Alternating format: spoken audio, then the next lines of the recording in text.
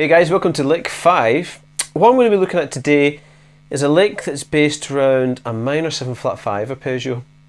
And what I'm doing is I'm superimposing that over this A7 chord to get as effectively the sound of a 9th chord. So let me explain what's going on. So as usual, our A7 chord, the 7 chord, we've got a root note, major 3rd, perfect 5th and a flat 7. That's our chord in a backing track that we're playing over.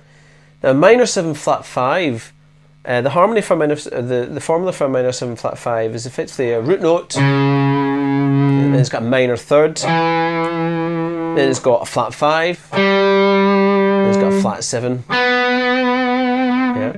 So that's why it's called a minor 7 flat 5, because a minor 7 would be, 1, flat 3, 5, flat 7, but you've got that flat 5 in there.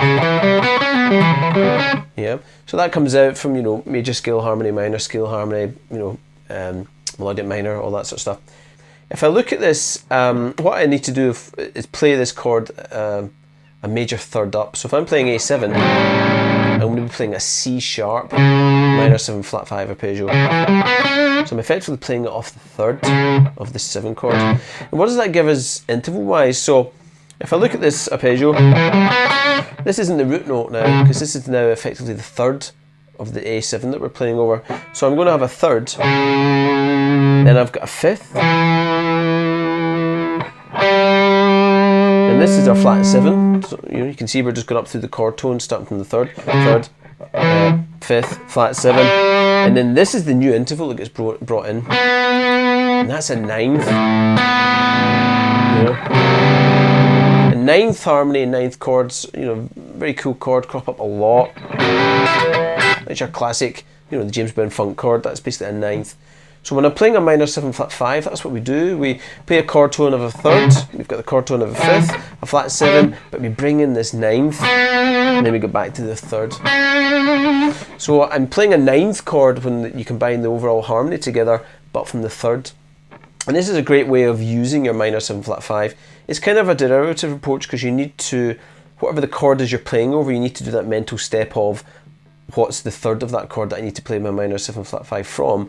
But after a while, you just kind of get used to that. You can see, almost visualize where the chord is and just see the 3rd. Okay, so that's what's going on here. So let's look at the actual lick, what I'm playing. So I'll start off by sliding to the 6th fret of the G string here with the 3rd finger. Yeah. Then what I'm going to do is come down the kind of arpeggio. So what I do there is I play 4 in the G string with the 1st finger, 5th in the D with the 2nd finger, and then I play 7th of the A string with the 4th finger. From the minor 7 flat 5's arpeggio perspective, that's a root, flat 7, flat 5, flat 3. Yeah. And I play that all with upstrokes for some economy picking. Next little sequence goes like this. So I'm now going to basically go up the arpeggio. I'll start from the 4th fret of the A string here, so that's my root note, that's C sharp. And I hammer on with the 4th finger to the 7th fret to play the minor 3rd. Then I've got 5th fret of the D again, 4th fret of the G string with the 2nd and 1st finger. And then from there, I hammer to the 6th fret of the G. So that's all kind of one little motion. That's all with downstrokes, down, down, down. And I might put a little slight pat mute on that, just to give it an extra little kind of punch. So that's our first bit. Next little bit goes like this. So I'm continuing up the arpeggio here. So I go back to my 2nd fingers on the 5th fret of the D. And what I do is probably play that with an upstroke, because I've just done a downstroke to do the 4-6. So play this with an upstroke. Then I'm going to hammer 4 to 6 again in the G string, 1st to 3rd finger. Then I play 5 on the B string with the 2nd finger, and then 3 on the high E string there with the 1st finger. So that kind of goes like this. And again, I do that all with economy picking, so that's all downstroke. Probably starting that with an upstroke though. So if you combine it with the first bit, it goes.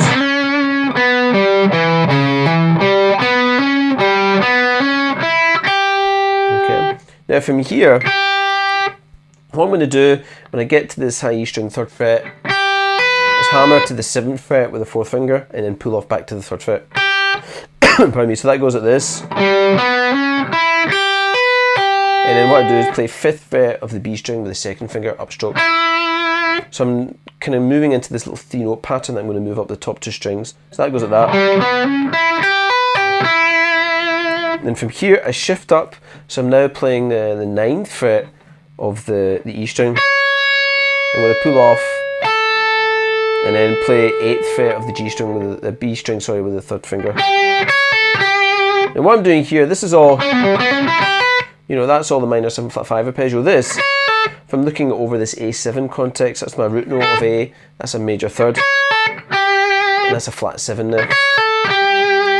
Okay, then I jump up again, I'm going to do now a pull off 12 to 9 in the high E string, 4th to 1st finger again. Then what I'm going to do is play 10 on the B string with the 2nd finger, 12 on the G string with the 4th finger, and then 9 on the G string with the 1st finger. And that again is part of a little A7 arpeggio up here. And what I do is downstroke, up, up, down. So that little bit from the 3 goes, and I end it off by playing 12-9 pull off in the high E string here. Now the next little bit, what I'm basing this around is seeing a C sharp minor 7 flat 5 arpeggio in a little 2-string form. And the form I've actually got looks like this. So it's like 12th fret of the B string, 14th fret of the B string, 12th fret of the high E string, 15th fret of the high E string. And what I'm actually seeing here is the root note is the 14th fret of the B string here. Yeah, and then I've got my minor 3rd, which is the 12th fret of the high E. The diminished 5th, flat 5, is the 15th fret of the high E. And then I've got this flat 7 is the 12th fret of the B string. So it's kind of starting on the flat 7. The way I'm actually going to play it is, if you think of that little 2-string package, take it down an octave, take it down another octave. This is a great way of playing arpeggios, playing them across 2 strings, particularly 7th arpeggios, because they've got 4 notes in them, so you can play 2 notes a string. You know, that's a minor 7 flat 5. I could do a minor 7. You know, a major 7. You know, as long as you're seeing that basically the root note is like the 2nd note in this little pattern that you've got. Now what I'm actually going to play, something goes like this. So I'm going to come down, really straightforward, just going to pull off 15 to 12 in the high E string, then I pull off 14 to 12 in the B string. Yeah. Then I go down an octave and I do a pull off 12 to 9 in the G. Then I play 11 on the D string, because I'm going to change the pattern a little bit here. Then I do a hammer on 9 to 11, and then play 9 on the G string, and then play 11 to 9 in the D string with the pull off again. So I'm just putting a little bit of a extra couple of notes in there just for the rhythm. So from the top, it goes like this.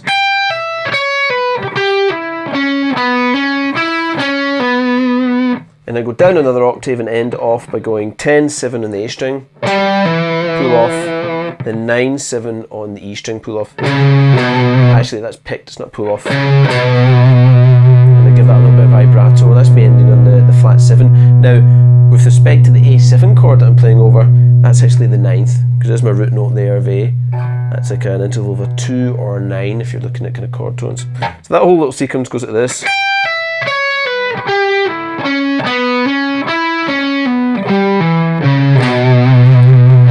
And then I end off by playing 9th fret of that low E string there, which is the major 3rd over F7. Yeah. And the great thing about being able to play these little 2-string things is you can play through them quite quickly, because you're just playing the same pattern, shifting it down, shifting it down. Okay, so the whole thing slow sounds like this.